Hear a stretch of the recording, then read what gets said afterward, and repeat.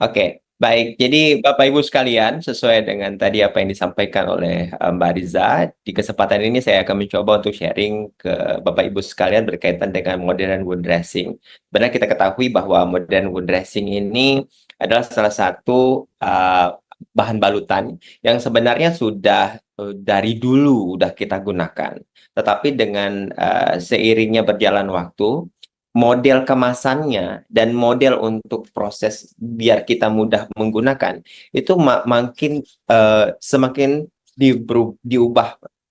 Kenapa diubah? Karena tadi orang sekarang butuhnya cepat, kemudian kondisinya dia aman, kemudian selanjutnya berkaitan dengan penggunaannya itu bisa tahan lama kayak gitu. Dan ini butuh sekali kondisinya kita melihat bahwa si modern dressing ini sebenarnya bisa kita pakai itu sejauh mana sih, kemudian tepatnya di mana dan bagaimana keefektifannya begitu. Nah, sehingga di kesempatan pagi hari ini saya coba untuk uh, sharing ke Bapak Ibu berkaitan dengan bagaimana sih tadi wound dressing dan beberapa efektivitasnya pasien dengan permasalahan luka yang mungkin nanti akan kita aplikasikan ke pasien. Jadi kalau ngomongin terkait dengan wound dressing, hari ini saya sendiri jadi perkembangan dari zaman ke zaman, dan perkembangan balutan luka saat ini sebagai market yang mungkin bisa dilihat bahwa banyak sekali orang sekarang mendengar tentang bahan balutan. Tapi banyak juga kondisinya tahu balutan tapi nggak tahu gunain kayak gitu tuh. Gimana caranya untuk bisa menciptakan apa efektivitas yang cukup baik ya dari proses modern dressing ini, yang dimana kita ketahui beberapa konsep modern dressing ini itu dikenal dengan konsep lembab. Sehingga pada saat teman-teman mau melakukan proses pemilihan dressing, ini menjadi salah satu alternatif yang cukup menjadi sangat potensial untuk bisa menyelamatkan pasien-pasien dengan permasalahan, baik dia kondisinya dengan kontaminasi atau prosesnya dia dengan infeksi. Apakah dia kondisinya dengan terjadinya luka tekan atau dia terjadi luka yang under meaning, ataukah dia kondisinya terjadi luka yang kering atau dia kondisinya luka yang menjadi sangat basah, sehingga konsep yang mau dikembangkan dalam proses balutan luka seperti konsep lembab yang sudah kali kita diskusikan itu bisa menjadi sebuah penanaan yang baik untuk beberapa kali yang kedepan saya coba untuk sharing ke Bapak Ibu. Jadi, jika kita berbicara berkaitan dengan modern dressing, sebenarnya modern dressing itu dari abad kedua ya, itu sudah mulai muncul terkait dengan konsep perawatan luka yang dikembangkan dengan yang dikenal oleh kita adalah konsep lembab itu sudah berkembang kayak gitu tuh. Nah, jadi dari tahun 1980-an atau awal 90-an, perkembangan produk baru untuk kemajuan ilmiah ini cukup signifikan. Jadi kita bisa melihat dari slide saya, ini mereka sudah mengembangkan perbedaan-perbedaan yang mereka ubah dari traditional dressing sampai ke modern dressing itu mereka kembangkan untuk kebutuhan clinical application, di mana kita ketahui bahwa banyak sekali masalah luka yang ada di dunia ini, dan saya yakin juga kondisinya baik itu kondisi kita kota maupun kita pedesaan pasti butuh yang namanya bahan balutan, sehingga konsep daripada uh, modern dressing ini mereka ubah nih dengan bermacam bentuk sehingga mudah diaplikasikan oleh kita untuk kebutuhan klinikal praktis. Dan ini menjadi bukti bahwa bahan balutan yang saat ini kita gunakan, ya, contoh misalnya kita gunakan saat ini adalah kalsium alginate yang bahan dasarnya itu dari rumput laut, itu dikembangkan sekarang sampai bisa dalam bentuk yang mudah digunain oleh tenaga kesehatan agar mempercepat proses penyembuhan seperti itu. Di mana kebutuhan ini untuk apa tadi melihat sejauh mana sih sebenarnya efektivitas modern dressing dengan konsep lembab ini bisa diaplikasikan oleh kita. Nah, maka dari itu, Bapak Ibu, berkaitan dengan industri kesehatan sendiri, karena tadi sudah berkembang, Bapak Ibu. Jadi, proses perawatan tadi, yang tadinya mungkin hanya tradisional saja, itu dituntut untuk jadi spesialisasi. Kenapa demikian? Karena kita ketahui bahwa perawatan atau kegiatan yang dilakukan di hospital Itu kan semua kemudian kegiatan-kegiatan spesialisasi. Jadi dressingnya juga harus dressing yang spesial gitu tuh. Kenapa? Untuk membantu kegiatan-kegiatan yang spesial tadi agar mempermudah dan mempercepat waktu rawat inap dalam proses kita melakukan perawatan luka. Jadi karena ini muncul di kegiatan perawatan, maka teman-teman yang tadi kondisinya hanya tahu beberapa dressing itu butuh belajar untuk lebih dalam lagi berkaitan dengan si bahan balutan tadi. Jadi untuk perawatan pasien-pasien yang datang ke rumah sakit yang cukup kompleks tersebut, Bapak Ibu, itu bisa kita nanti lakukan perawatan dengan modern dressing agar mempermudah yang tadi pasien kondisinya rawat inap lama, tapi kita bisa aplikasiin dengan modern dressing ini cukup baik. Atau bahkan pasiennya sesuai dengan kebutuhan BPJS, misalnya 7 hari gitu di hospital, pulang pasiennya itu bisa aman kayak gitu. Karena kegiatan-kegiatan spesialisasi yang dilakukan di hospital itu mengharuskan kita untuk memberikan juga sesuatu yang spesial dalam proses perawatan. Nah, jadi di program entrostomaterapi sendiri Bapak Ibu, di sini itu mereka mengembangkan sebuah praktek kekhususan ya, di mana di sana mereka membutuhkan perawat ahli dan holistik ya, secara holistik maksud saya, untuk individu-individu yang membutuhkan perawatan stoma, perawatan luka, atau akibat proses trauma jaringan yang muncul dari luka tersebut, atau masalah-masalah dengan inkontinensia yang sangat berpotensi untuk terjadi permasalahan luka. Sehingga pasien-pasien yang kondisinya kita lakukan perawatan itu betul-betul cepat. Salah satunya dia meningkatkan kualitas Iya ya, hidupnya contoh secara pemeriksaannya ada. baik.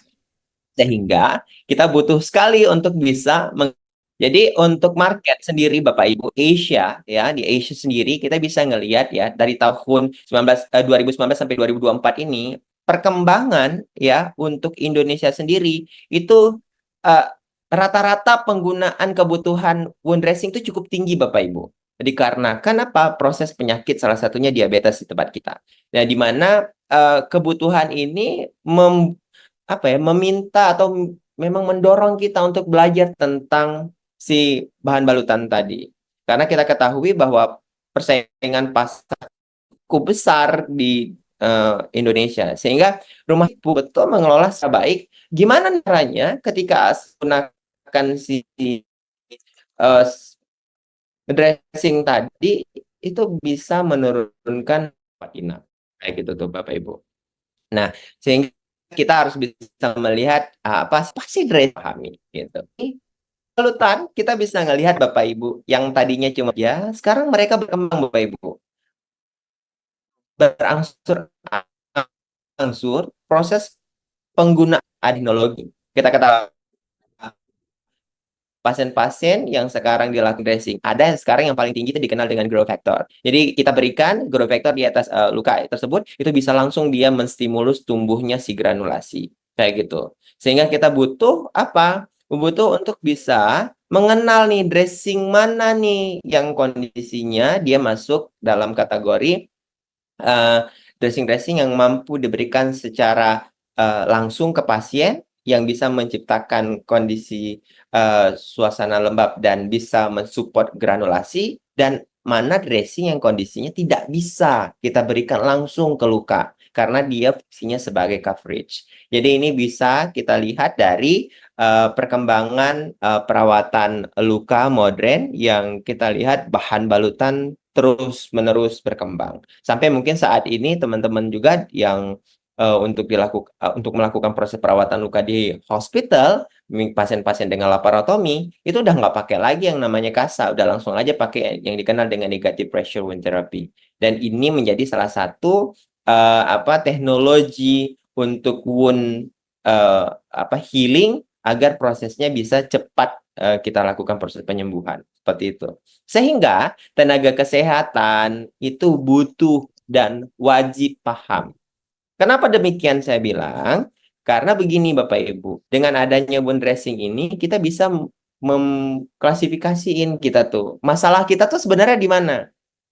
Ada dressing tapi nggak bisa pakai, atau kondisinya nggak ada dressing tapi kondisinya kita nggak bisa pakai. Kayak gitu.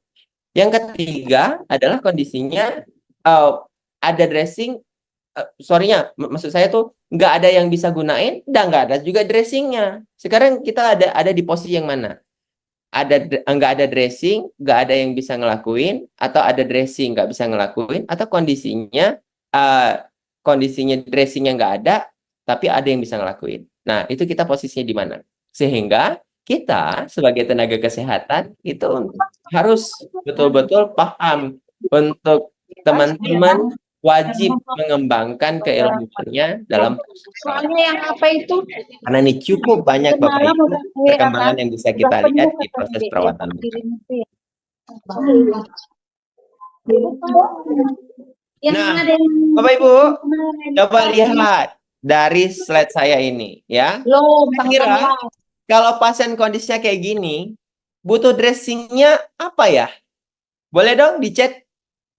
Saya mau tahu kira-kira komen Bapak Ibu untuk apa namanya, pasien-pasien itu bagaimana? Kalau pasien ini bagaimana maksud saya? Boleh dong di chat, saya mau dengar dari Bapak Ibu. Kalau pasien ini mau dikasih apa ya? Alginet, Pak. NPWT.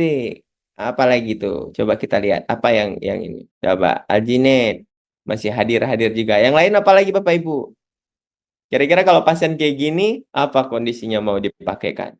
Kenapa? Karena pasien-pasien yang kondisi dilakukan perawatan luka dengan model seperti ini, ya Bapak Ibu, itu bakalan membutuhkan perawatan yang kondisinya intensif dan bisa mempercepat proses penyembuhan luka. Itu yang kondisinya kita butuhin. Jadi, kalau kita hanya memberikan kondisinya bukan dressing spesial, nah saya hari ini tuh ceritanya ada bukan dressing spesial ya, yang seperti pada kesempatan hari ini kita diskusiin. Ini nggak bakalan cepat sembuhnya. Nggak mungkin kondisinya hanya dicuci-cuci doang, kemudian ditemplokin, udah selesai. Tidak, Bapak Ibu. Jadi butuh ya kebutuhan dressing khusus untuk Bapak Ibu kenalin dalam proses perawatan luka pasien ini. Sehingga tidak ada lagi yang apa namanya muncul kondisinya bahwa wah ini adalah pakainya sama aja, kita nggak usah belajar apa-apa juga kondisinya pasti sembuh. Nggak bisa gitu Bapak Ibu ya. Itu jangan lagi punya pikiran mitos Bapak Ibu. Nah itu yang punya statement kayak gitu, udah nggak apa-apa pakai apa aja kondisi sembuh. Nggak Bapak Ibu. Itu mitos Bapak Ibu ya. Jadi kudu belajar untuk bisa paham terkait dengan kebutuhan layanan pasien-pasien dengan kondisi seperti ini. Apalagi pasien-pasien dengan tira baring yang dengan dekubitus seperti ini itu butuh pengkajian secara holistik. Dan dari proses perawatan tadi atau dari pasien tadi muncullah sebuah konsep yang dikenal dengan time management untuk proses penyembuhan luka. Di mana pasien-pasien yang mau kita lakukan perawatan itu butuh kita kaji terlebih dahulu, ya. Problemnya kenapa, kemudian di mana lukanya. Kenapa butuh seperti itu? Karena nanti untuk bisa mempersiapkan dressing yang digunain. Jangan pula dressing yang dipakai baru 1 hari udah copot dia kondisinya. Kayak gitu. Dan sesuai dengan kebutuhan pasiennya kayak gitu tuh, sehingga konsep yang dikembangkan oleh time management yaitu dengan tissue management, inflammation control, moisture balance, sama age epithelialization ini Bapak Ibu itu butuh untuk bisa Bapak Ibu pahami secara baik. Dressingnya tuh cocoknya di mana Gary Sibbard ini itu bisa dikembangin secara baik untuk proses penyembuhan luka. Nah, disinilah kita harus paham. Berarti pada saat Bapak Ibu melakukan pencucian luka, selain tadi mengetahui penyebab, berarti ada setiap luka yang kondisinya mau dirawat harus dicuci terlebih dahulu. Jadi Bapak Ibu paham harus apa sih sebenarnya dressing yang mau dipakai untuk pencucian luka. Kemudian apa sih dressing yang mampu untuk membuat debridement kayak gitu ya. Kemudian apa sih dressing yang mampu untuk menurunkan membuat moist balance dan apa sih dressing yang bisa mempercepat proses epithelialisasi. Nah, jadi kesempatan ini kita coba lihat dressing yang bisa menciptakan moisture balance. Nah, jadi dressing ini Bapak Ibu itu jika Bapak Ibu gunakan untuk perawatan luka, konsep yang dikembangkan sekarang adalah konsep lembab. Di mana konsep lembab yang dikembangkan oleh kita adalah lembang. Nah, dulunya ini pengembangan dari moist balance ini mereka kembangkan untuk percepatan penyembuhan luka. Kenapa? Katanya untuk perawatan luka yang moist balance itu hampir mirip dengan proses penyembuhan atau proses tumbuh-tumbuhan. Jadi katanya kalau terlampu dia kondisinya kering, dia akan mati. Kalau dia kondisinya terlampu basah, dia juga akan mati. Nah gitu tuh. Tapi kita banyak menjuantahkan proses lembab itu dengan tindakan apa? Kering basah, basah kering. Gitu tuh. Padahal konsep untuk moist balance ini adalah dia mampu mengcover, dia mampu memberikan luka, dan dia mampu menghindari luka tersebut dari trauma. Nah, sehingga yang dikenal dengan konsep moist wound healing ini adalah setiap luka itu wajib ditutup. Nah, pertanyaannya ditutupnya dengan apa kan gitu? Cocoknya bagaimana gitu tuh. Sehingga proses perawatan luka kita itu bisa menciptakan lembab yang sempurna. Nah, jadi dari proses lembab ini, Bapak Ibu, bisa kita ambil kesimpulan bahwa setiap kondisi jaringan yang terjadi luka, berarti Bapak Ibu harus melakukannya dengan cara ditutup dan harus kita buat yang dikenal dengan moistnya itu balance. Kayak gitu. Nah, sehingga pada saat Bapak Ibu sudah melihat ada kondisi balutan yang sudah tidak moist balance, salah satu contohnya dia mulai tembus, mulai rusak, mulai robek, mulai tidak di tempatnya lagi, artinya dia bergeser, berarti Bapak Ibu butuh untuk bisa mengganti dressing tersebut, ya, untuk proses perawatan luka. Nah, sehingga di sini kita butuh asesmen. Kenapa? Karena untuk membuat konsep moist tadi, Bapak Ibu harus memiliki dasar pengetahuan terkait tentang mana yang bisa digunakan langsung ke luka, mana yang tidak bisa langsung ke luka. Kayak gitu tuh.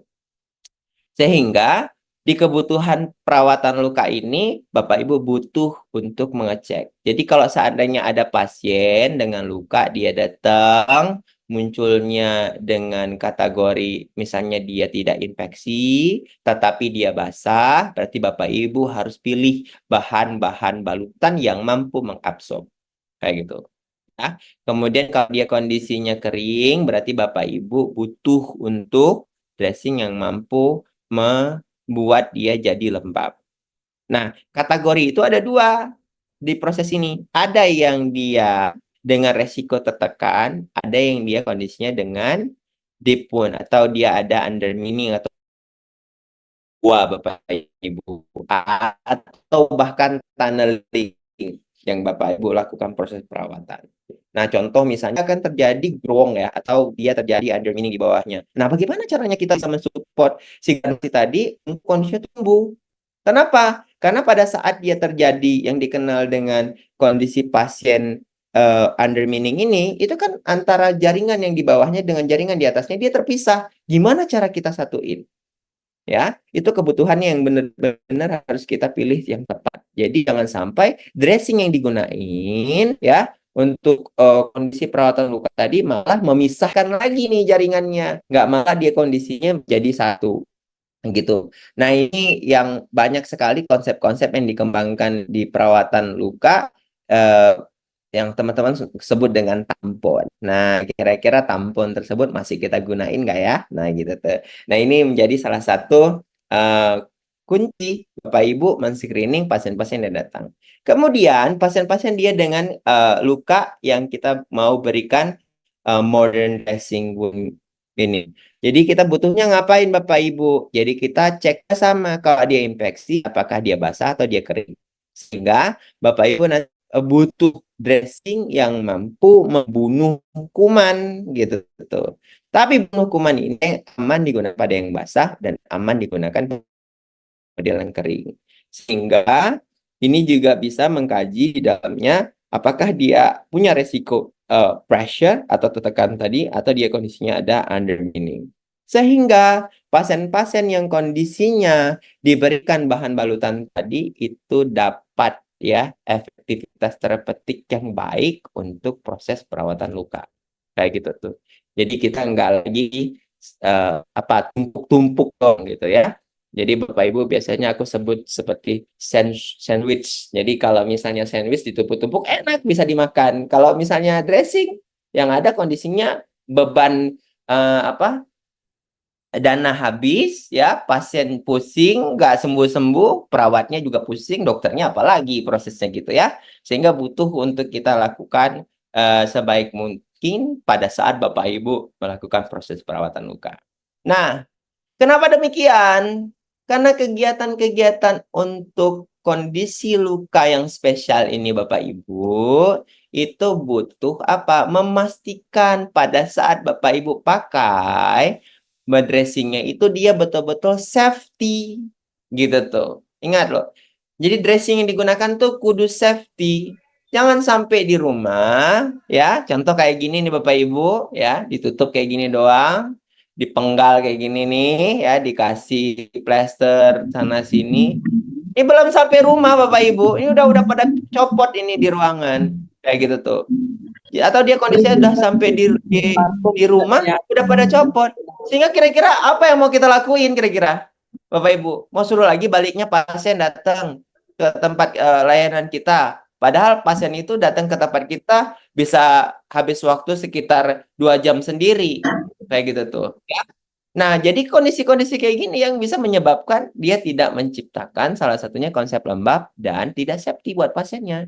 Sehingga Bapak Ibu yang ada di layanan kesehatan baik itu klinik, baik itu private practice maupun dia kondisinya punya layanan di hospital atau dia layanan home care itu butuh sekali untuk memperhatikan apakah sekarang dressing yang kita gunakan safety nggak buat pasien kita. Itu penting Bapak Ibu. Jadi kita boleh renungin sendiri sekarang dressing yang mau kita pakai di era modern ini cocok nggak untuk kasus-kasus yang spesial seperti ini. Ya. Jadi kalau seandainya dia dengan kasus yang pressure injury ya, kita tutup dengan baik, kemudian kita berikan dia dengan cara modern dressing. Kira-kira menurut Bapak Ibu di antara kedua ini mana yang lebih safety? Kayak gitu tuh. Ya, ini bisa membuka pikiran kita tentang kira-kira ya yang sekarang Bapak Ibu pakai udah sesuai belum gitu tuh. Kalau belum sesuai, saya ajak semuanya untuk mengubah sistem perawatan lukanya agar bisa menciptakan salah satunya perawatan dengan konsep lembab dan bisa mempercepat proses penyembuhan pasien. Sehingga resiko-resiko pasien seperti saya sudah jelaskan di depan tadi, pasien dia dengan permasalahan dekubitus, pasien dia dengan venous leg out, pasien dengan yang namanya diabetes, itu betul-betul dilakukan layanan bersama dengan layanan kita yang kondisi pasien tersebut itu bisa diminimalisir terjadi komplikasi lanjut, Bapak Ibu. Nah, sehingga apa sih kriteria balutan ideal untuk modern dressing ini? Jadi Bapak Ibu menurut Manhoni 2015 ya, pemilihan balutan yang ideal salah satunya adalah dia menciptakan lingkungan yang baik atau yang lembab. Jadi Bapak Ibu kita bisa lihat bahwa perawatan luka, jadi kalau besok Bapak Ibu pilih balutan itu kudu yang lembab. Kayak gitu. Yang bisa menciptakan lembab itu gimana caranya? Nah, sekarang boleh pergi ke farmasi, coba cek semuanya. Dressingnya lembab nggak? Kayak gitu. Kemudian selanjutnya adalah mudah didapat. Jadi kita kalau bisa pilih bahan balutan itu yang memang betul ada available di tempat kita. Karena kita ketahui bahwa uh, Indonesia yang pulaunya banyak itu kadang-kadang menyulitkan kita dalam proses logistik kayak gitu. Sehingga terkadang dressing-dressing yang mau kita dapetin itu susah kayak gitu tuh. Nah, makanya kenapa Puker Center itu mempersiapkan yang namanya Solusi Luka Indonesia untuk bisa Bapak Ibu bisa mengakses secara mudah tadi di e-commerce dan dapat dilayani dengan cepat kayak gitu. Kemudian tahan bakteri, Bapak Ibu. Ya, ini tahan bakteri ini artinya dia tidak menyebabkan terjadinya infeksi atau bahkan dia dapat mengurangi infeksi pada kondisi luka kayak gitu. Ya, kemudian tidak merusak jaringan Bapak Ibu, dipakai enggak kondisinya tiba-tiba terjadi iritasi. Nah, ini juga harus dicek. Jadi kalau seandainya ada dressing modelnya kayak gitu, ya jangan dipakai lagi. Kemudian dia bisa mengontrol yang namanya eksudat Bapak Ibu yang keluar. Kemudian apa? Meminimalisir bau. Nah, ini nih Bapak Ibu yang selalu orang kenapa lari menjauh kalau kondisinya ngelakuin perawatan luka di pasien. Kadang pasien-pasien mungkin yang kayak kemarin cancer itu baunya pasiennya belum masuk tapi baunya sudah masuk duluan. Jadi boleh dibayangin itu gimana caranya kalau kita nggak menggunakan dressing yang tepat untuk pasien ini, bahkan orang sekitarnya itu bisa betul-betul jadi bermasalah gitu ya. Kemudian hemat biaya dan yang selanjutnya adalah meningkatkan kualitas hidup pasien. Karena perawatan luka ini Bapak Ibu ya, itu dalam semua lini bisa masuk, kuratif masuk, paliatif masuk, ya, untuk rehabilitasi juga masuk, ya, untuk proses perawatan luka. Jadi Bapak Ibu kudu memang harus menyiapkan yang dikenal dengan bahan balutan. Nah, ini dia Bapak Ibu, ya, kriteria ini dikembangin Bapak Ibu di awal, kayak gitu tuh. Nah, jadi dari ini sendiri Bapak Ibu kita bisa ambil kesimpulan ya bahwa ini dressing yang kondisinya dia lembab itu kudu ada dan wajib di tempat layanan kita. Sehingga Bapak Ibu ya terjadilah nih panel internasional tentang penggunaan perban. Jadi perban yang digunakan itu dia harus punya sifat profilaksis. Jadi profilaksis artinya dia mampu mengatasi semua masalah dengan pemberian dressing tersebut. Nah, ini profilaksis ini diberikan untuk kasus-kasus pasien dengan pressure injury salah satunya. Karena banyak sekali pasien-pasien yang digunakan di pressure injury, contoh misalnya daerah-daerah seperti apa namanya bokong seperti itu yang kadang-kadang baru sebentar udah kena pipis, bocor kayak gitu, ganti ya. Itu selalu terjadi. Sehingga proses perawatan lukanya tadi bisa meningkat salah satunya biayanya. Nah, jadi di sini berubah nih Bapak Ibu. Apa sih sebenarnya yang dibutuhin? Jadi katanya untuk bisa mendapatkan dressing ideal tadi kita butuh ada dressing yang mempunyai sifat profilaksis.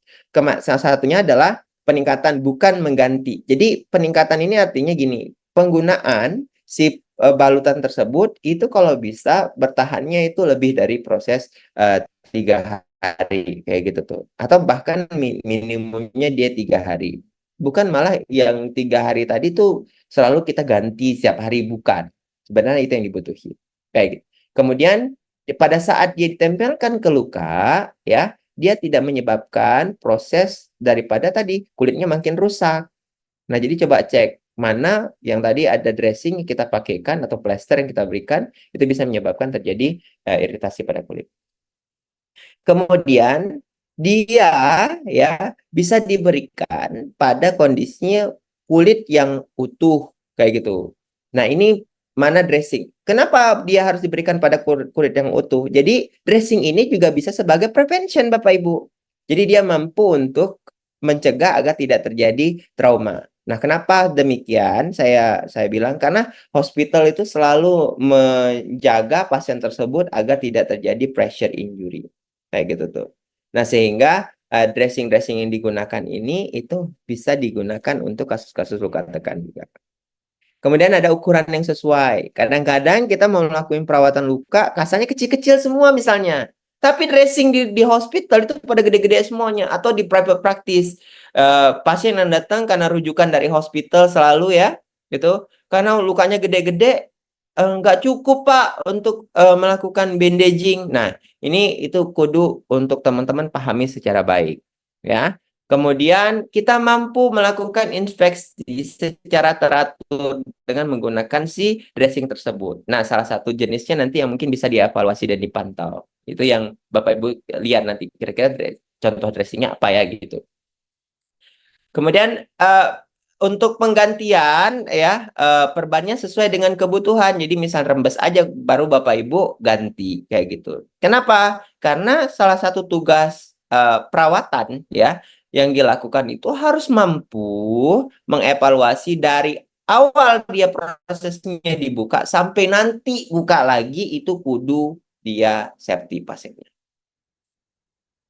Kemudian kita juga pada saat menggunakan si modern dressing tadi bisa menghentikan ya eh, penggunaan bahan balutan yang mungkin yang beresiko Bapak Ibu. Makanya kenapa pada saat Bapak Ibu memberikan dressing profilaksis ini itu bisa diberikan secara baik dan tidak menimbulkan salah satunya adalah permasalahan lanjut. Kemudian Bapak Ibu ya, ini juga bisa digunakan dengan waktu yang lama dan ini juga bisa sebagai tadi bantalan. Ya, itu dia. Nah, jadi apa sih dressing-dressing yang bisa jadi bantalan? Nah, inilah nanti akan kita pilih apa secondary dressingnya yang bisa dipakai sebagai bantalan. Sehingga pasien-pasien yang mungkin akan resiko terjadi pressure injury itu bisa betul-betul teratasi secara baik. Nah, jadi apa sih jenis profilaksis itu Bapak Ibu? Nah, ini beberapa jenis profilaksis yang digunakan Bapak Ibu. Nah, di sini kita bisa melihat ya jenisnya ada seperti salah satunya foam, kemudian ada bentuknya dia transparan film, ada dia bentuknya seperti offloading, yang dimana ini tujuannya untuk mensupport ya mendistribusikan si tekanan tadi tidak di satu tempat, gitu Bapak Ibu. Nah, kenapa demikian? Karena tadi proses pressure injury ini memang kita butuh eh, betul-betul meminimalisir terjadi untuk pasien-pasien di hospital gitu. Betul, kita lakukan perawatan luka diabetes, betul. Tetapi kira-kira pasien dengan diabetes itu beresiko nggak terjadi pressure kayak gitu. Nah, sehingga Bapak Ibu bisa dikembangkan tadi untuk profilaksis dressingnya. Nah, jadi di sini untuk pencegahan pressure injury sendiri, Bapak Ibu, itu sebenarnya sudah berubah, Bapak Ibu. Jadi dari dulu cuma hanya hidrokoloid saja, sekarang berubah prosesnya.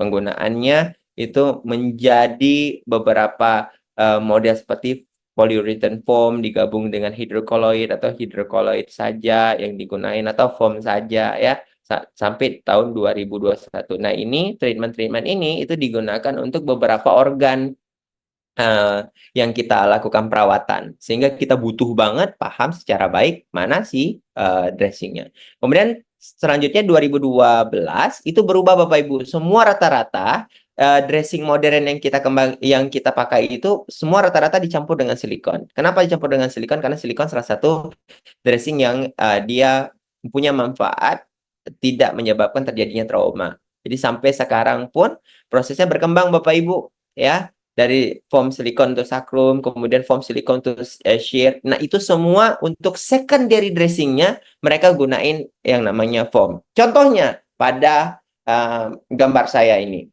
Nah, salah satu jenis foam yang kita gunakan untuk pasien-pasien perawatan luka dekubitus atau pasien-pasien dengan pressure injury. Nah, ini tuh sebenarnya kebutuhannya dia bukan hanya untuk absorb saja, Bapak Ibu. Karena foam ini adalah salah satu dressing yang sifatnya bisa hidrofobik atau hidrofilik ya. Jadi di dalam dia hidrofobik, di luarnya hidrofilik kayak gitu. Di mana dia bisa menyerap cairan dan sekaligus dia sebagai bantalan kayak gitu. Jadi kita bisa gunain foam. Ini contohnya pasien-pasien dengan neuropati Bapak Ibu yang dia menggunakan dressing modern. Nah, itu bisa mencegah pada saat dia melakukan aktivitas tidak terjadi benturan. Dan pada saat dia berjalan, pasiennya tuh aman Bapak Ibu. Kayak gitu tuh. Atau pasien-pasien dengan pressure injury, kita lakukan bahan balutan dengan model foam seperti ini. Sehingga pasien yang tadinya mau kita cegah agar tidak terjadi pressure atau tidak terjadi benturan, itu bisa dikembangkan dengan pemilihan dressing modern jenis foam ini, agar dia safety Bapak Ibu. Nah, ini beberapa kasus yang Bapak Ibu bisa lakukan untuk pemberian perawatan luka. Atau Bapak Ibu nanti memberikan untuk bagian-bagian heel. Nah, foam ini bisa dipakai heal. Pak, kondisinya untuk prevention bisa? Bisa. Jadi sehingga Bapak Ibu boleh menggunakan dressing modern. Nah, sehingga dressing ideal tadi berarti di dalamnya harus ada prophylaxis dressing. Kasa, siapa di sini masih pakai kasa Bapak Ibu? Nah, kasa ini ya yang betul harus kita lihat secara detail adalah kasa ini apakah dia banyak parafinnya atau tidak. Karena memang kasa ini dipergunakan untuk membersihkan ya. Kemudian dia tidak boleh langsung diberikan ke luka kayak gitu. Kenapa? Karena dengan bentuknya dan apa namanya?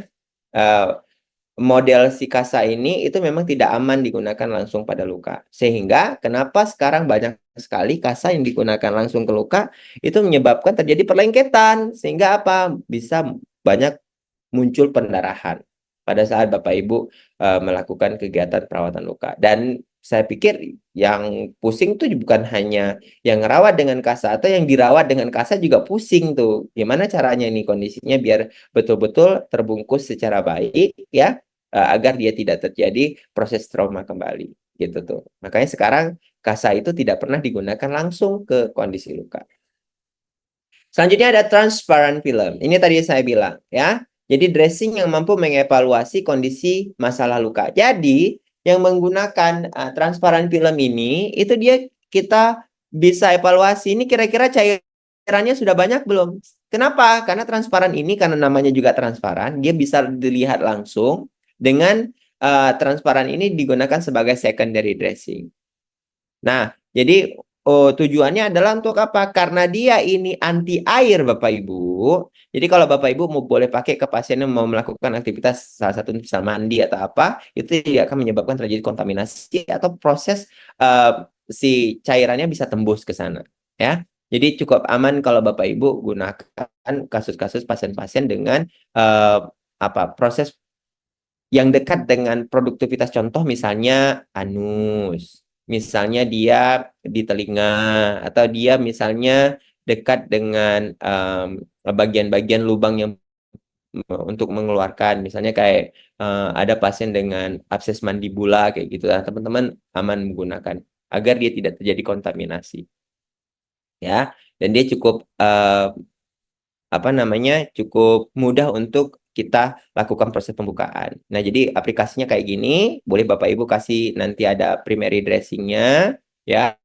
Kemudian dia kondisinya diberikan transparan. Nah, transparan ini Bapak Ibu digunakan sebagai secondary dressing. Jadi dia nggak langsung ditaruh ke luka, gitu. Selanjutnya, ya, dressing kalsium alginate atau alginate saja, ya. Sekarang di Indonesia itu sudah banyak sekali beberapa produk yang isinya cuma kalsium alginate atau alginate saja. Jadi Bapak Ibu tinggal baca aja di kemasannya dia tuh fungsinya apa. Nah, beberapa teknik penggunaannya ini memang kita gunakan khusus untuk pasien-pasien dengan yang mudah berdarah kayak gitu.